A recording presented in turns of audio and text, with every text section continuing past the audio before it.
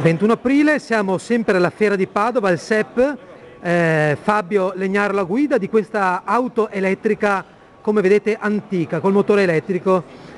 Fabio, a bordo hai i costruttori, i trasformatori dell'auto e il presidente della Camera di Commercio e il componente di giunta Marco Caon. Nonché presidente Coldiretti Padova. Certamente.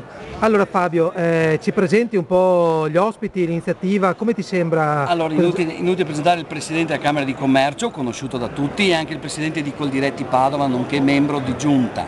Magari un po' più sconosciuti, ma molto attivi e molto forti nell'operare nei mezzi meccanici, la famiglia Sanguin di Torreglia. Loro da 2 generazioni operano nella meccanica automobilistica e di autotrazione. È proprio loro l'idea di trasformare queste automobili. Loro hanno già in programma varie altre cose, hanno già progettato e strutturato, le vediamo nel fondo, una 500 vecchia Fiat, una Smart, un furgone che tutte le mattine va al mercato della frutta per fare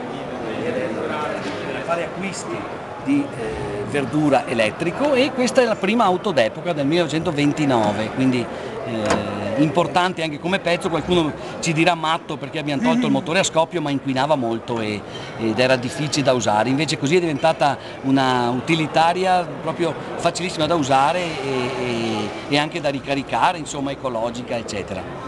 Quindi Torreglia hanno inventato il chilometro zero, che poi grazie alla Coldiretti è diventato un caso nazionale, addirittura una legge regionale e una legge nazionale. E a Torreglia è anche la prima auto elettrica trasformata. D'epoca, sì. Il trasformatore, in questa impresa, come siete riusciti? L'idea è partita da mio figlio e lui è molto avanzato sull'elettronica, e l'idea è partita da una vecchia 500. E da lì siamo fatti altri mezzi e siamo arrivati alla macchina qua di Fabio Ballotta. Quindi questa è la prima, ce ne saranno altre?